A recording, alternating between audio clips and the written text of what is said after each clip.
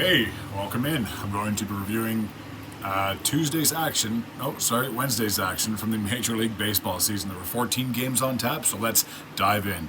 We had some interleague play as the Boston Red Sox played host to the Atlanta Braves. The Red Sox would shut out the Braves 9-0. They have now evened up their record at 31-31, and despite the loss, the Braves are still 9 games above 500 with a record of 34-25. Nick Pivetta is 3-4 on the season after the win, while Spencer Schwilbach, I believe, is 0-2. Some more interleague play as the Houston Astros played host to the St. Louis Cardinals. The Cardinals would double up on the Astros 4-2. They're now just 2 games below 500 with a record of 29-31. The Astros are 28-35 after the loss. Miles McCollis is 4-6 on the season after the win. Ronel Blanco is 5-2 after the loss. Ryan Helsley got his 19th save for St. Louis. The Colorado Rockies played host to the Cincinnati Reds. The Reds would win this game 12-7. They're now just 4 games below 500 with a record of 29-33. And after the Rockies' loss, they're 21-40, 19 games below 500. Fernando Cruz picked up the win. He is 3-5 on the season. Jalen Beeks is 2-3 after the loss. The Arizona Diamondbacks played host to the San Francisco Giants. The Giants would triple up on the Diamondbacks. 9-3 would be the final score. They're now 30-33, just 3 games below 500. And after the loss, the Diamondbacks are 29-33. They are a half game back of the Giants. Sean, I believe it's Hegeli, whatever the case may be, is now 3-1 on the season. And Jordan Montgomery is 3-4 after the loss. The Washington Nationals played host to the New York Mets. The Mets would crush the Nationals 9-1. They're now 27-34, while the Nationals are 27-34. Sorry, did I say the Mets were?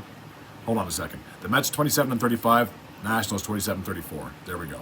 Luis Severino is 4-2 on the season after the win, while Patrick Corbin suffered the loss. He is 1-7.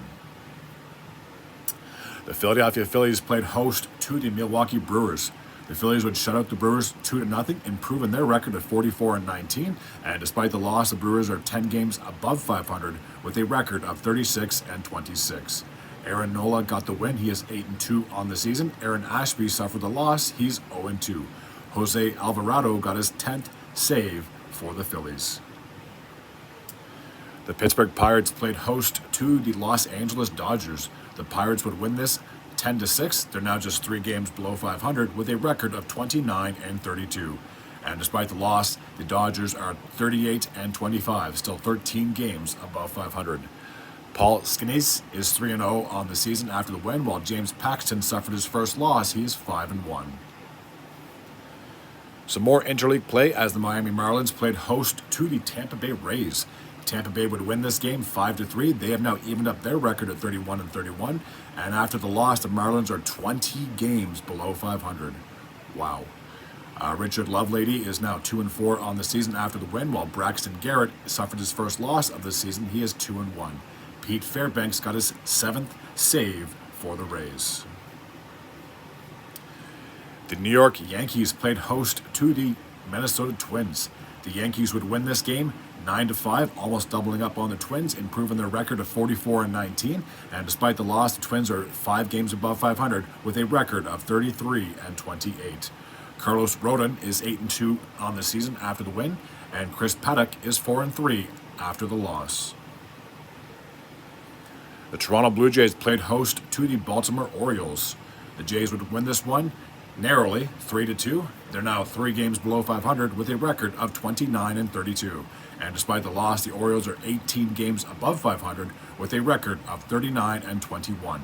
Yimi Garcia got the win. He is 2-0 on the season. Craig Kimbrell is 4-2 after the loss. The Texas Rangers played host to the Detroit Tigers. A very one-sided game. 9-1 would be the final score in favor of Texas. They're now just 2 games below 500 with a record of 30-32. And after the loss, the Tigers are back to 500 with a record of 31-31.